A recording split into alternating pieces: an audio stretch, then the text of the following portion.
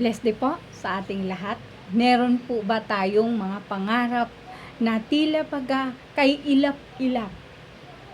Yung bang kailangan ang gusto natin pag ganitong panahon or ganitong edad na achieve ko na to. Nagpuyat ka na, gumastos ka na, ang pagod mo ay katakot-takot na, pero tila baga kay ilap. Tara, samahan mo po ako.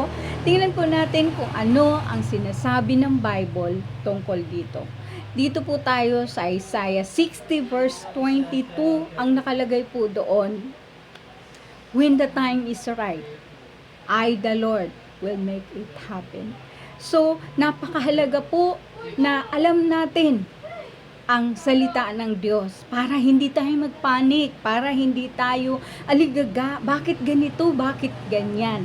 Kung alam po natin yun lahat, matuto po tayong mamahinga sa kanyang presensya.